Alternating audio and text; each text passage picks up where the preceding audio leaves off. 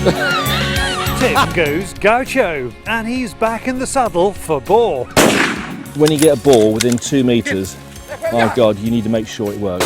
Plus, Ben Husthwaite explains crossing targets, we have news, we have hunting YouTube. Welcome to Fieldsports Britain.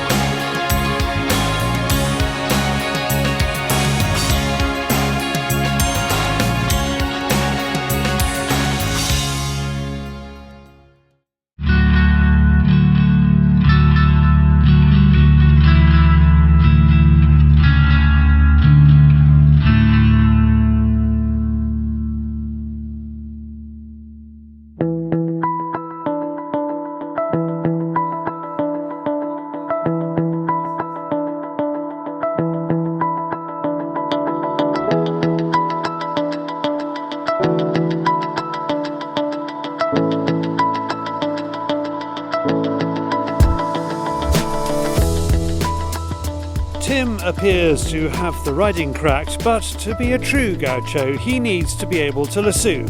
Not just cattle, but wild boar too.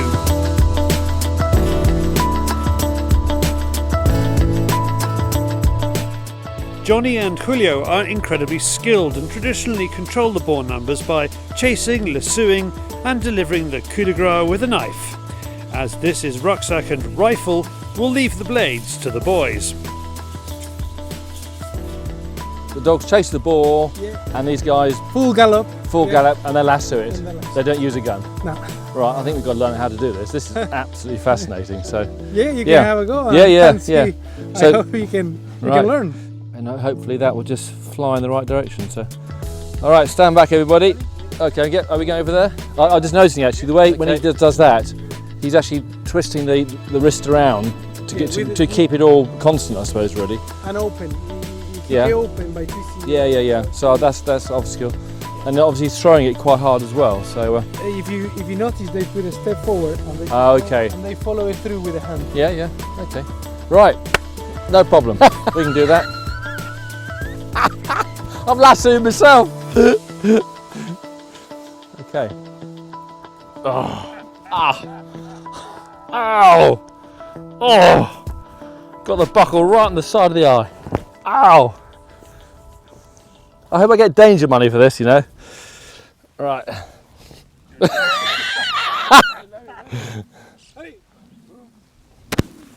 Oh, nearly.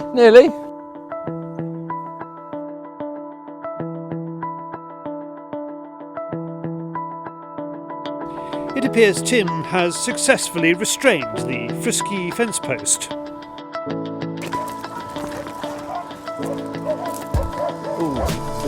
On our previous boar hunt, Tim and Carlos were charging through thick cover with little care for what they may be facing.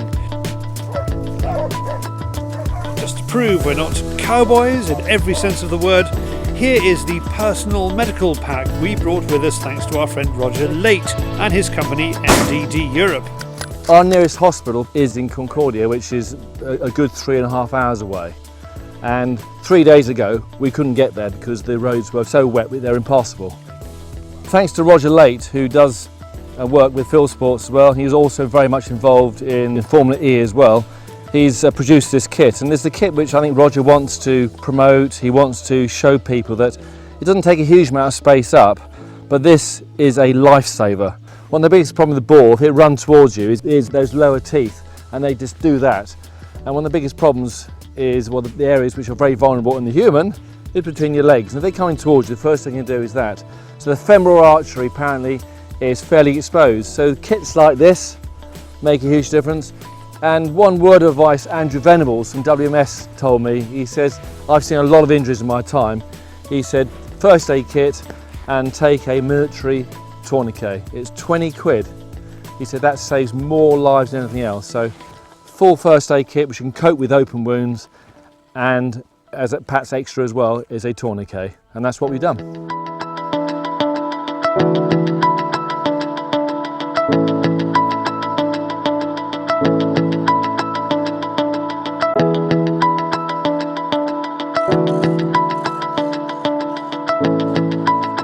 In the lovely morning light we head off.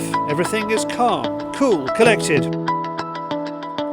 Then the dogs sense Boar and it all goes a bit wild.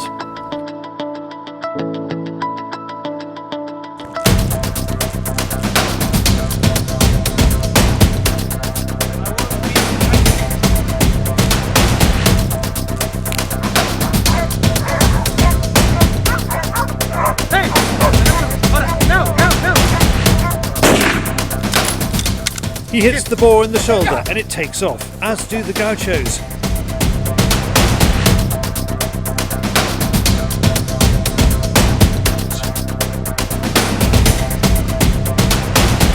They need to get it on the floor to avoid the dogs or horses being hit by a tough and angry pig.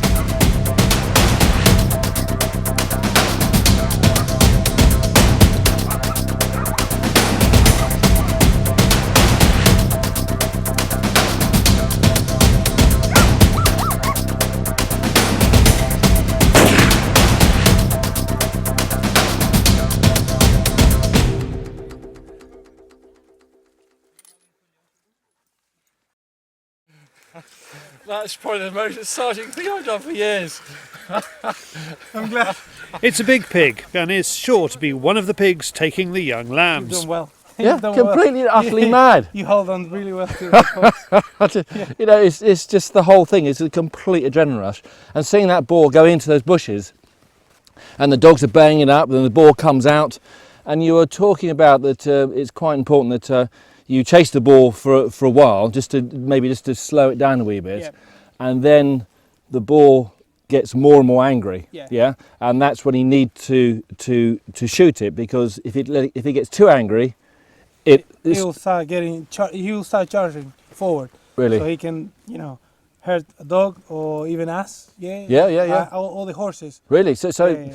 a boar will actually charge a horse? Yes. Really? He does. Yes. When he feels, that he's got no way out, he will try anything. And as you can see, he's a big boy. He's got a few, good tusks, that they can do some damage. Yep. So we try to avoid any contact with the Yeah, with I boar. can see that. So as soon as possible that we just shot Okay.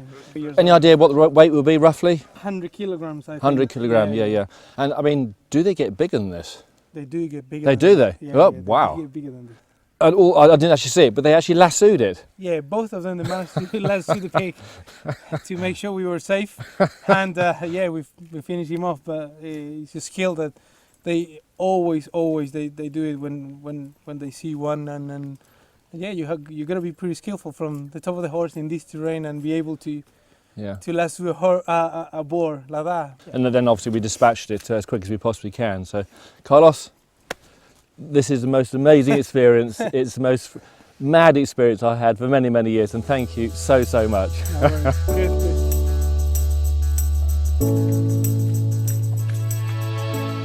With so much going on, Tim's kit needs just to work. He chooses the Steyr SM12 SX because the synthetic stock is so grippy and the aim point adds the speed of target acquisition, especially when the target is not the only thing in front of the barrel. There's two basic main principles of the aim point. First of all, both eyes open. It's like a shotgun, so it actually enhances my peripheral vision. And secondly, no matter where my head is around the stock, it doesn't actually alter the point of impact. In situations like this where the boar's gone into a thicket, there's dogs everywhere, to shut one eye and concentrate on that ball is probably quite dangerous because I can't see anything else around. When you get a ball within 2 meters, my God, you need to make sure it works. We filmed an animal you can't control while sitting on another animal some cameramen can't control, but what a hunt. For more information about Harkila clothing, go to harkila.com. And for Steyr Mannlicher rifles, steyr-mannlicher.com or sportsmanguncentre.co.uk. If you would like to speak to Carlos about doing this specialist style of hunting, you can contact him through Tim on tim@rucksackandrifle.co.uk. Well done everyone, and I'm glad the Roger Late medical kit was not needed. Now from preventative measures to high risk, it's David on the Fieldsports Channel News Stump.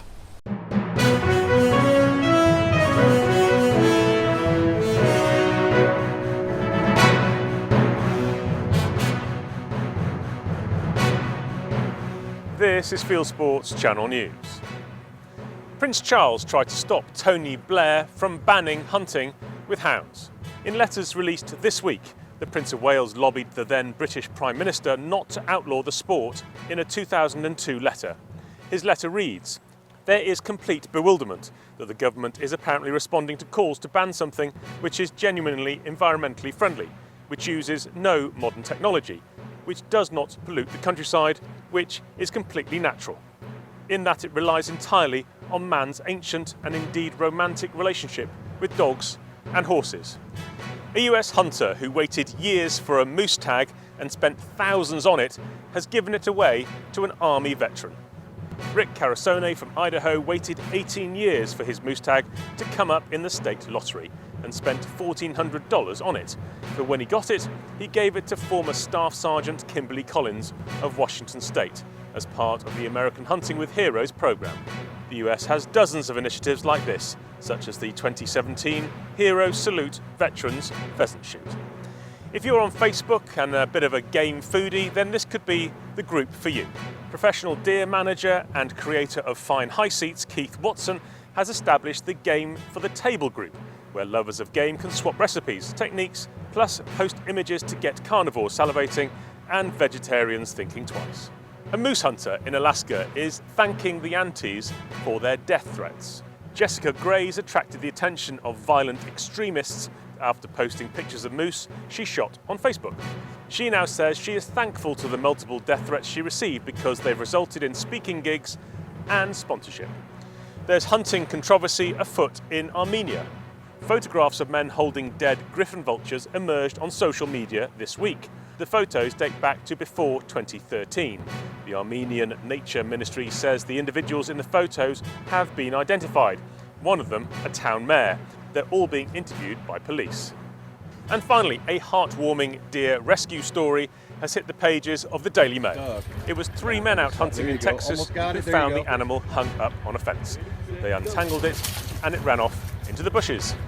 You are now up to date with Fieldsports Channel News. Stalking the stories, fishing for facts. Thank you, David. And don't forget, if you like what he's wearing, you have a chance to win a full percussion shooting suit. Just watch last week's show for details. Next up, it's Ben Husthwaite and Game Boar.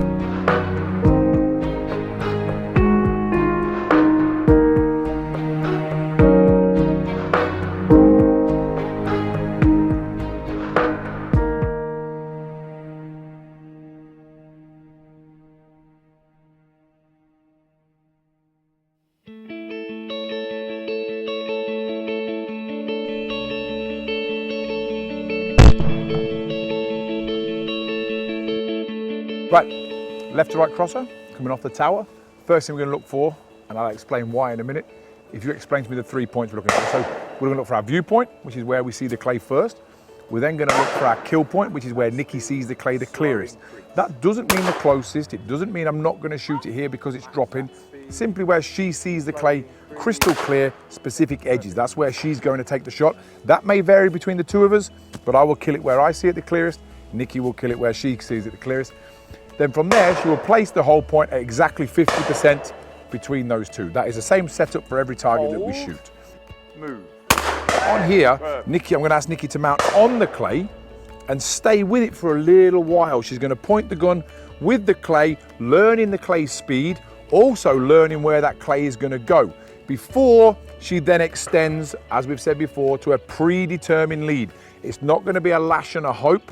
She's going to target match, speed match, learn the line before she advances to the lead. Move. Way in front, yeah. So I want those hands as slow as they can, yet get to the lead. What we should have talked about maybe is how far that target's going to travel. You know, if we do take a look, the tower's probably a good 80 yards to our left. You know, that clay is going to be slowing down dramatically when it gets here. And Nikki, all she done that first bird, she matched the speed beautifully, but then when she put the pedal down to leave it, she went at a speed greater than the target by too much, and that put her in front. Second bird, all we talked about was slowing the hands down, and as you could see there, the target was right in the middle. Pull.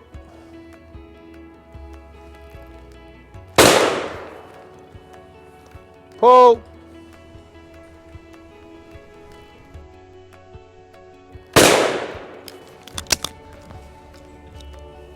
So when we take a look at that shot cam, you'll actually see what happens at the outcome end. What we won't get is the process. Earlier on we talked about the right-handed mount on the driven, and this is the opposite. This is my left-hand mount. So when you see me shooting gun down here, when that clay comes, I'm gonna bayonet mount, meaning I'm gonna go forward first. My left hand will lead. I'll meet the clay at my hold point where I'll match before advancing to my lead. Same outcome, just done very differently for a specific reason. I don't want the barrels to dip off. Left hand leads, match, and then move to the lead. Let's take another look at that. Guns out of my shoulder, barrels online, eyes back to the viewpoint here. You'll see the bayonet mount come into play here, and then the target match before the lead. Pull. Left hand leads, move ahead, take the shot.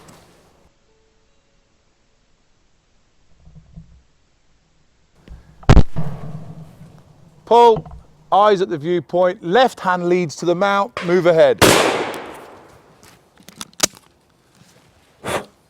And hopefully from there you'll see exactly the barrel doesn't dip off, it moves into the line before we move forward to any kind of lead.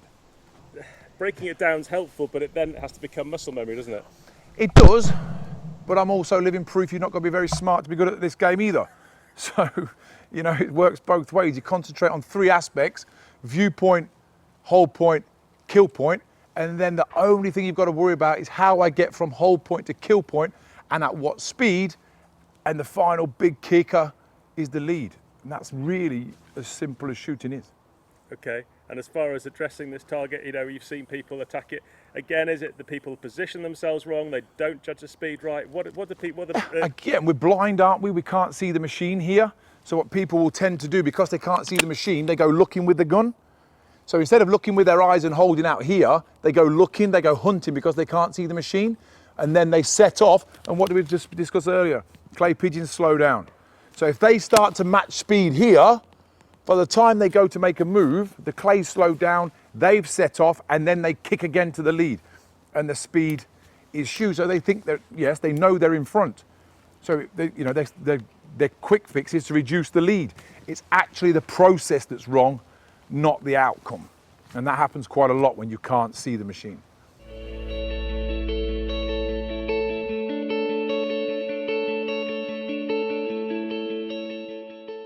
Thank you, Ben, and thank you, EJ Churchills, for letting us use their ground.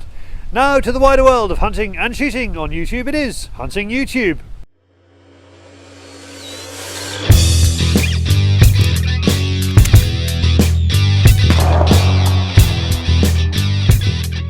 This is Hunting YouTube, which aims to show the best hunting and shooting videos that YouTube has to offer. Tok Portvliet is crow shooting in the Netherlands, which he does by flagging the crows. Now here's a useful phrase not often printed in Dutch phrasebooks. De sokken van mijn vrouw zijn onweerstaanbaar. It means my wife's socks are irresistible. Nina Kant is pigeon shooting in Italy. He's out with a shotgun and using 21 gram number 7s. American duck hunters got together to use their skills in the rescue operations around Hurricanes Harvey and Irma. Now they can get back to duck hunting, as this film in Louisiana shows. Wild Game NZ is on a 3-day winter chamois hunt in New Zealand. He gets a couple of those exotics and a deer, which makes for a heavy carry-out. Randy Newberg is after pronghorn antelope in New Mexico. This episode is exactly as the show aired as Loopholes Fresh Tracks on Sportsman Channel in the USA, now reaching a much wider audience. Serval Channel is hunting Croatian red stags during the rut. Serval continues to show off Croatia as a European sporting paradise. It's a first elk double for Swedish hunter Anne-Sophie Kurtu and a dog called Milu. They are meat hunting in woodland. And finally, viewer Declan McGuinness gives a shout out for his favourite channel, Pond Guru, which is about ponds, metal detecting and a little bit of country sports. In this film he is catching wild trout by the pipe method and by tickling them. That's it for this week. I've put all these films into a playlist for you. Click on the I symbol top right or check this film's description. If you have a YouTube film you would like us to pop into the weekly top 8, email me the link, charlie@fieldsportschannel.tv. Well, that is it for this week. If you haven't done so, please pop over to our website, fieldsportschannel.tv. You can click to like us on Facebook, follow us on Twitter, subscribe to us on YouTube, and you can, best of all, pop your email address into our register page and we'll email you about this show, Field Sports Britain, at 7 p.m. UK time every Wednesday. And this has been Field Sports Britain. Good hunting, good shooting, good fishing, and goodbye.